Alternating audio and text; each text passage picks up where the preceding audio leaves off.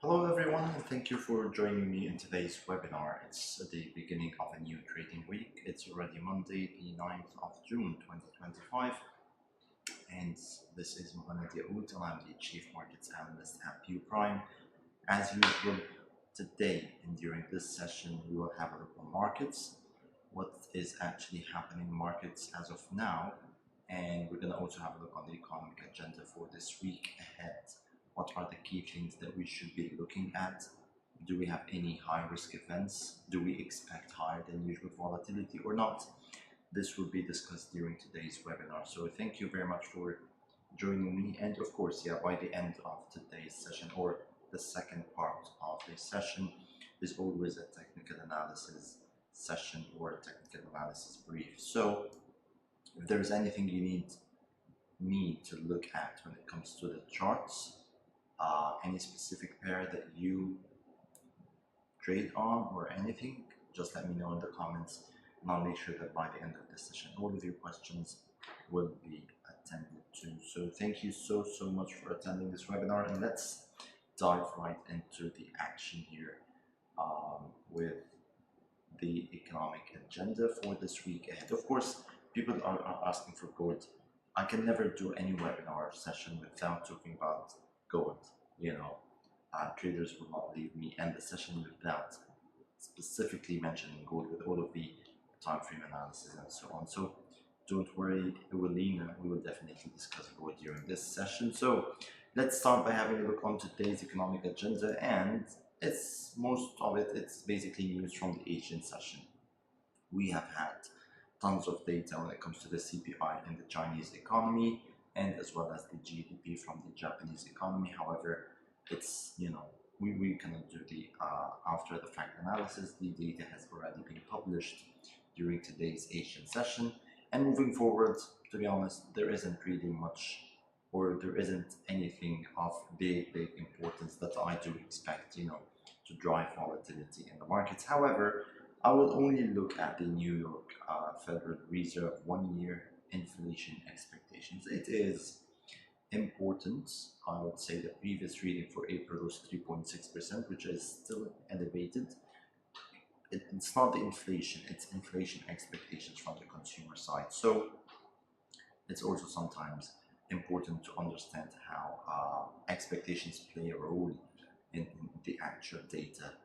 And this is why we also look at the consumer confidence, we look at the inflation expectations, and so on. So those type of indicators definitely give you a brief about the economy and expectations when it comes to businesses and consumers as well. So that's only for today. I don't really expect high volatility during this inflation expectations figure or release. However, it will provide some sort of context into the longer term view during maybe the next couple of months. So we will just keep an eye on it, nothing to trade pretty much. Moving forward to Tuesday, the 10th of June, we do have some high importance data from the British economy when it comes to the labor market, average earnings, the wages, bonus, claimant count change, which is similar somehow to the jobless claims in the US, and of course we also have the unemployment rate, which is expected to move slightly higher, only from 4.5% to 4.6%. Those are still market expectations. We will have to wait and see how this would actually play out in markets. We also have the short-term energy outlook report from the EIA, and again, this is not something that could drive big volatility during the release. However, it will give you a long-term perspective on the energy markets, especially that, let's talk about oil. Prices have been ranging in a sideways, big range, around $60 per barrel. And we'll have a look on it when we get down to the charts. But I mean, it's kind of in a brief equilibrium at the moment in the oil markets, and we will have to see whether this will continue or not based on the report from the EIA, and whether how is the supply and demand doing at the moment in the markets. This is really important. And Moving forward to Wednesday, it's the big day in this week. And why is that? Because we do have the CPI, Consumer Price Index, or the inflation reading from the US economy. And the bad news is markets are still expecting another increase in inflation in the US market. So the core CPI on a yearly basis for the month of May is expected to move higher from 2.8 to 2.9%. That's for the core. And when it comes to the headline inflation, another increase from 2.3 to 2.5 is expected. On a monthly basis, again, the core CPI is expected to move higher to 0.3, and the only thing that wouldn't actually increase is the headline CPI on a monthly basis, which is expected to come around the same 0.2%. Again, those are still expectations. However, if the actual figures come out close to those expectations with an increase in inflation in the US, we are not going to see the Federal Reserve cut interest rates, even maybe during July. So we'll have to wait and see. However, the Federal Reserve at the moment is not in a good situation because the labor market is weakening from one hand, and on the other hand, we are still seeing CPI numbers and the inflation numbers. I wouldn't say increasing because it is still increasing, but I would say elevated. This is the word that they actually use in the wordings from the FOMC. So it's still elevated. Let's wait and see how this week's report will come and play out. It's definitely important to keep an eye on this. And yeah, I would say any numbers higher than the previous readings, it should give strength to the US dollar during the week. Why is that? Because simply markets will say, okay, interest rates will be kept higher for much longer. So maybe there could be, even for a short-term retracement, higher on the US dollar, okay? But we'll also talk about the US dollar when we are down on the charts. We also have the crude oil inventories and the Cushing crude oil, which is okay, that's the weekly figure, nothing big, and we will wait and see how this will lay out, okay?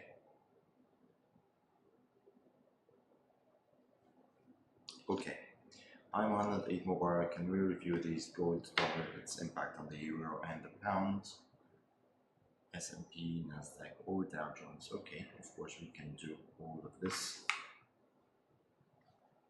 no problem. Okay, moving on to Thursday, the 12th of June, we have the GDP from the British economy.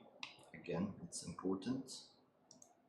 A couple of speeches from the ECB, PPI numbers from the US economy, again expected to move higher, which isn't really a big surprise, and the jobless claims from the US economy. So the most important day should be Wednesday, and then Thursday is again another important day, but not as volatile as Wednesday, okay? Moving forward to Friday, we do have the industrial production from the EU, and that would be it, in my opinion. Basically, we'll be only looking for the US CPI.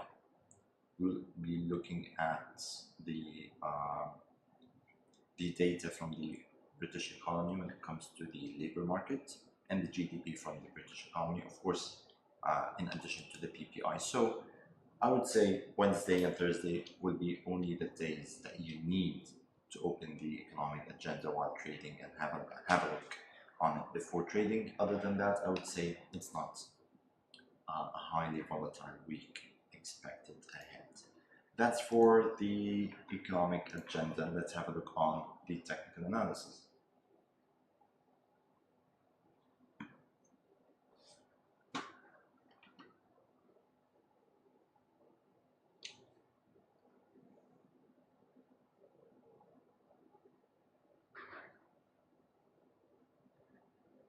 Okay, let's have a look on the dollar index here.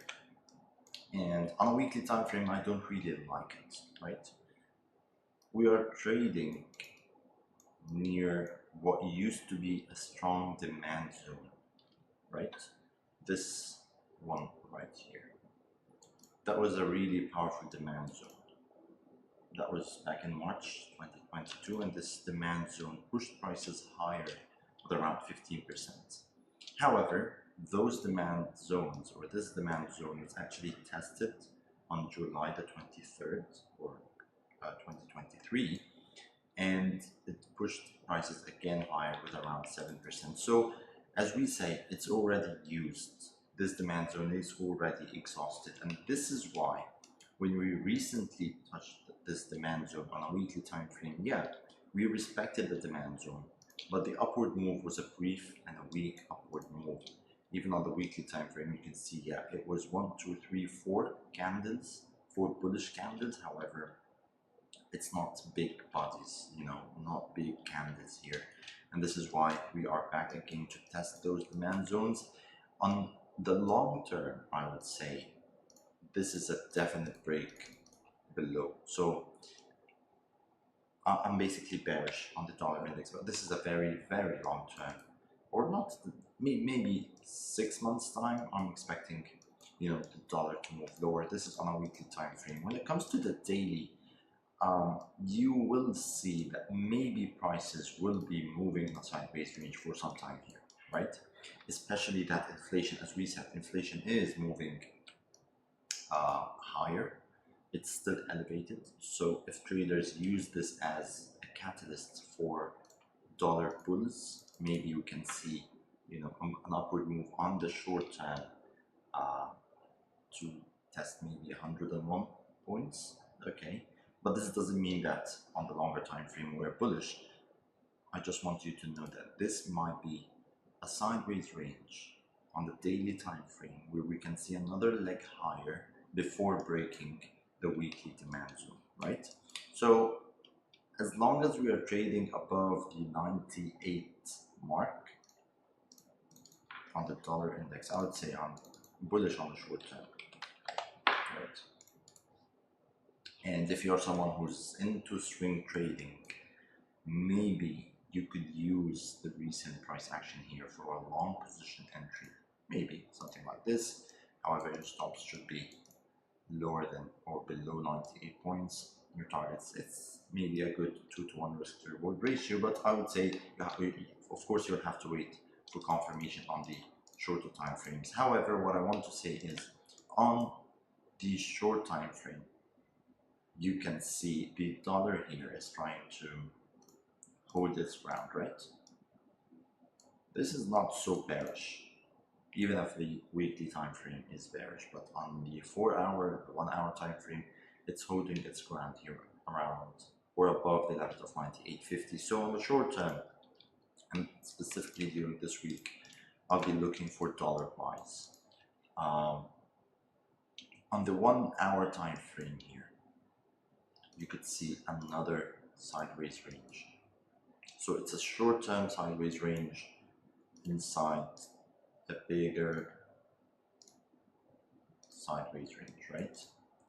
Maybe we could use this very short time sideways range for a breakout entry, right? So as soon as we break above this last resistance here, look what's happening here. You have 2 equal highs, and that was the last lower low. In case we see a higher low here, we are definitely breaking above 99.30, and in case this happens, I'll personally take this as my short-term long position. Okay, so don't get confused. I'm looking for buys here on the dollar index, and my targets will be around, let's say, 99.70 and 133. This is something I would so much love to see during this week, right? Of course, this technical scenario will be very much boosted if we see the CPI cut elevated. On the other hand, which is a small probability, if CPI declines, I wouldn't say so much. Maybe if it declined, it depends on the data itself, because it can decline to retest the support, or the very, very low probable scenario is if it declines so much, okay, we will just be breaking below this demand, which is on the weekly time frame. But I don't think this is, I mean, everything is possible, but it's not higher probable scenario. The higher probable scenario is we will spend some time below this, maybe till Wednesday when the CPI data is out, and I'll use the data to believe that we will be seeing a breakout higher, especially after we break and close above the 99.33 points. And this is my 2 cents about the dollar index during this week. Let's have a look on other instruments before having a look on the euro.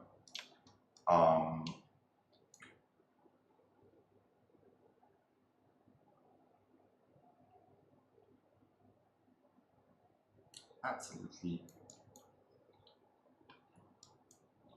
biasless, you know, no bias here.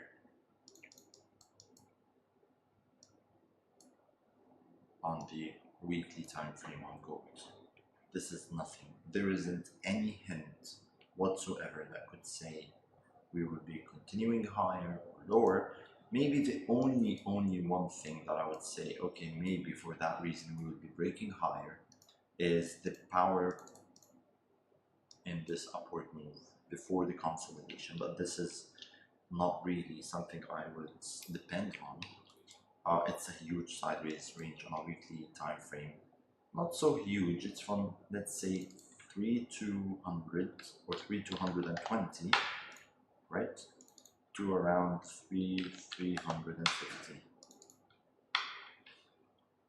right? So it's around $130 sideways range on gold, which isn't really a big sideways range, I would say. And yeah, on the daily time frame, again, nothing giving us any bias so far, but momentum is weakening here. Might be hinting for a bearish move, something.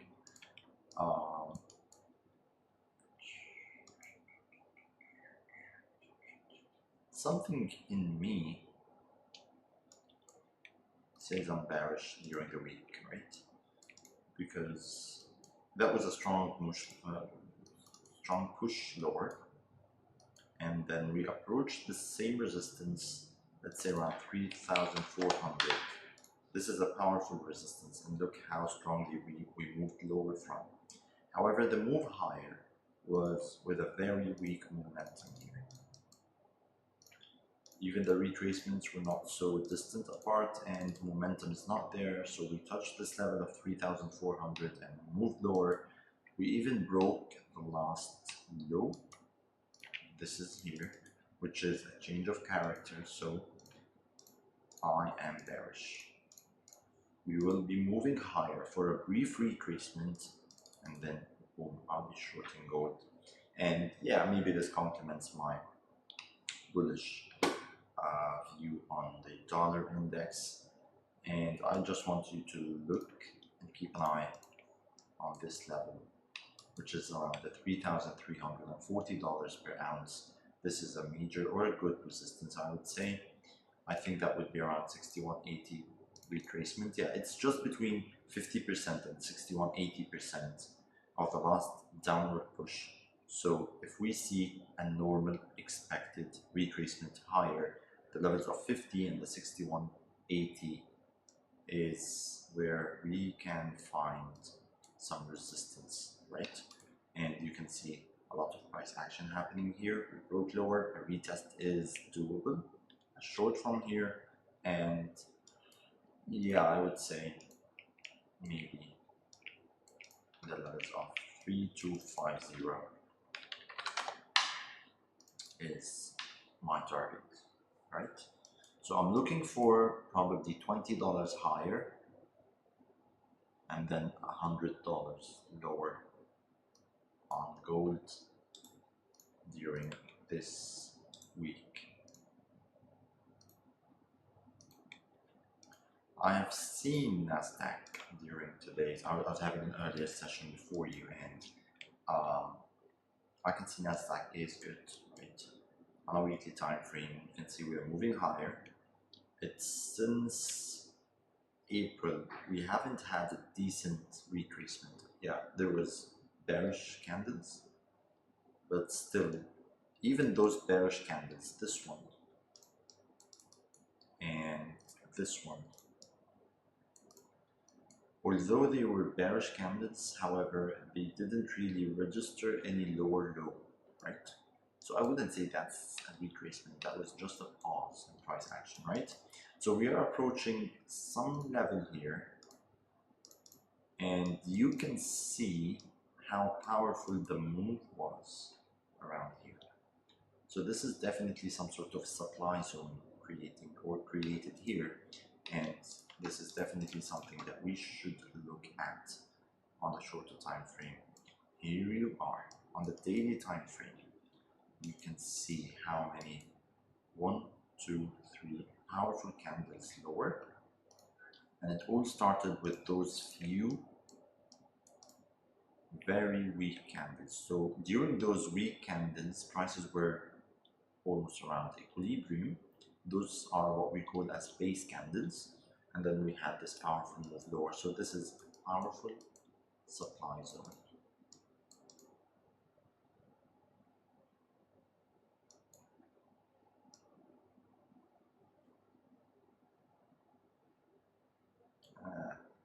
Now this is tricky.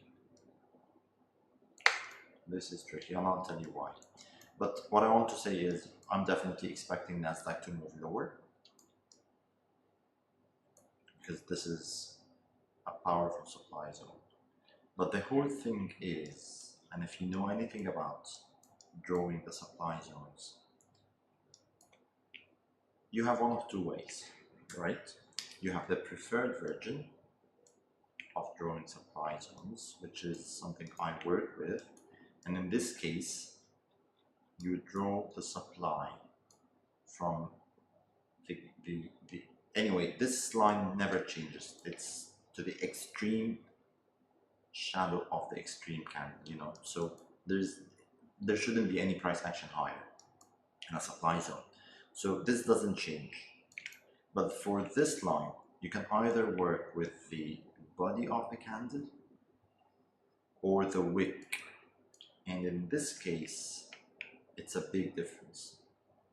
So from 21,800 to 22,000, it's 200 pips, okay? So in this case, you have two supply zones, or you can draw two supply zones. In this case, like this, okay? The issue is right now on the daily time frame, we have already touched the first zone, which is the wide zone, the wider version of the supply zone. If you're someone who works with the wide zone, okay, it gives you an early entry. So you were supposed to be, you know, shorting from here. Your stop loss should be above the supply zone. Your target is whatever it is. Let's say it's around here. So it's around 2.4 risk to reward ratio. It can still go higher a little bit, but as long as it doesn't hit your stop, you're good, okay?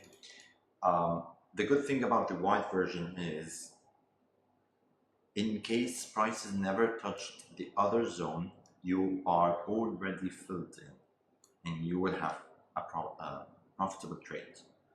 But the bad thing is you didn't get the best price, okay? Because, yeah, it is what it is. The other scenario, or the other way to work with the supply zone, is to wait.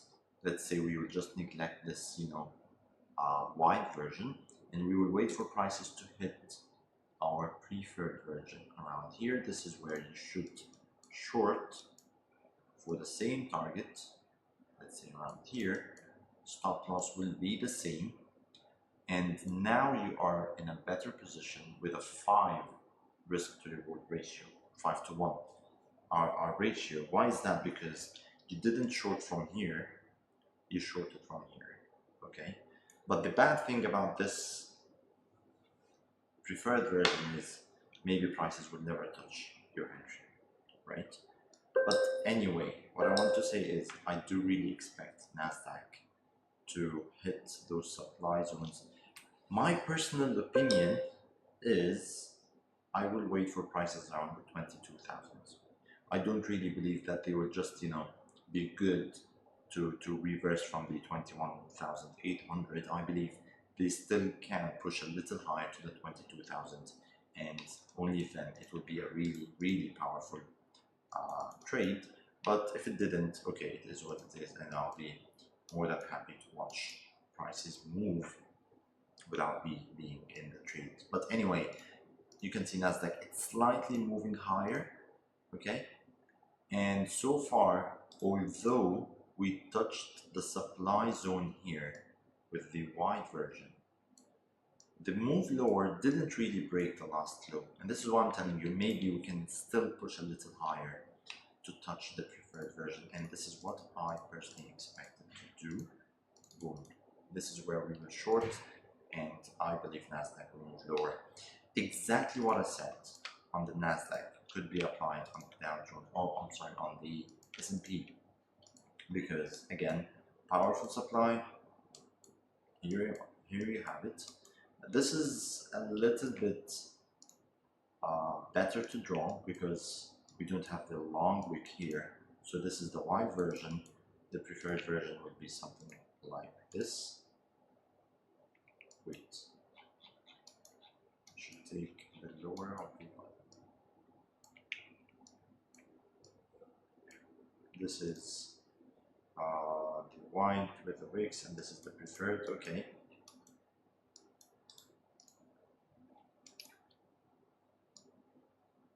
And on the S&P 500, we didn't yet touch any supply zones.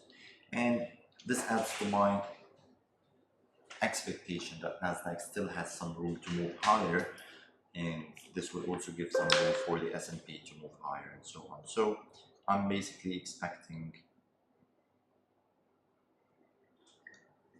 the indices to move somewhat higher during the week before moving lower after hitting this supply zone, right? What else do we need?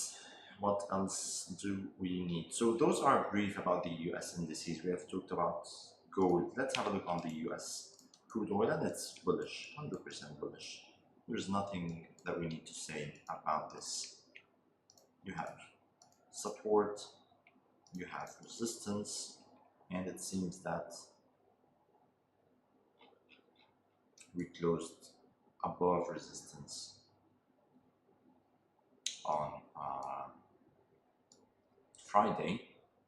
So yes, I'm expecting a move higher on the US crude oil, right? Maybe we will just need to wait for this resistance first, which is the 65.30. Eventually we will break higher, but the thing is, if you buy now, maybe we can touch it, move lower before moving higher again, because I don't so much like momentum at the moment. So maybe we can wait for a retracement on the US crude oil during the week first. Any downward move is a good opportunity to buy US oil, because look at this clean price action here, this gap that needs some price action. So yeah, this is about US crude oil. And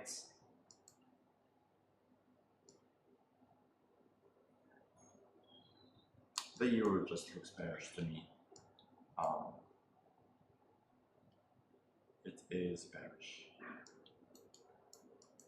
This recent price action is lacking so much momentum, two higher highs or two equal highs, and I'm just be waiting for a break below the last low here, which is 1.1387, and I think it's a good short.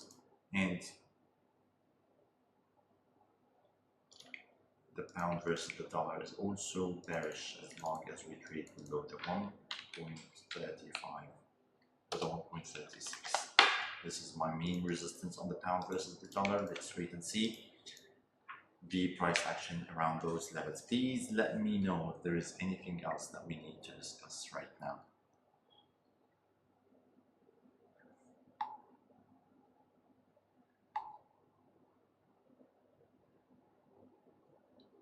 I think we're good. I think we have had a brief look at our markets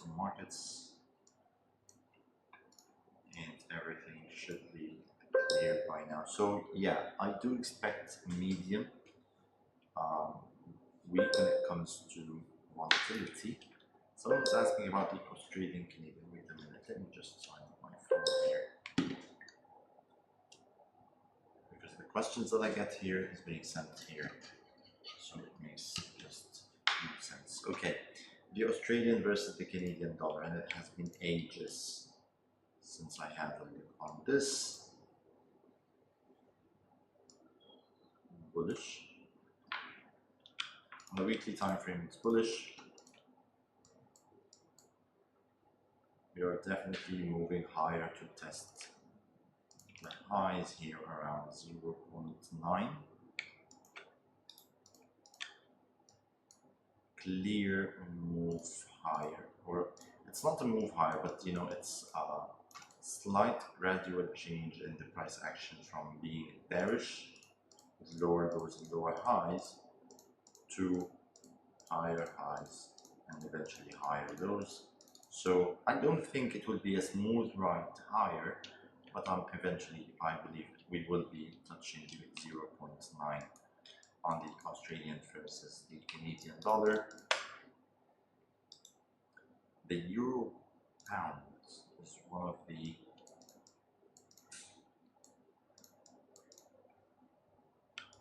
worst pairs that anyone can look at. Why would you do this to yourself?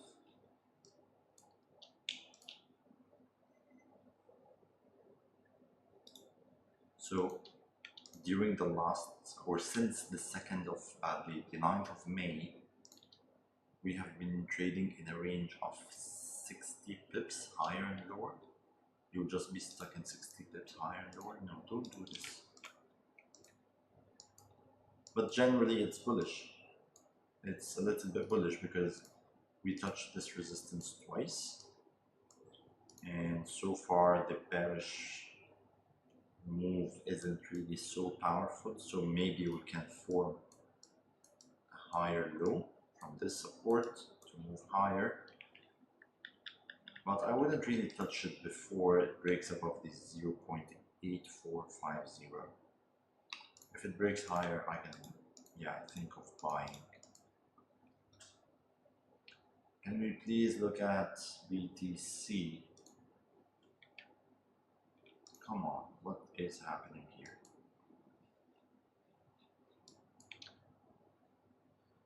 Wow. It's moving higher. What would I say? It's bullish, right?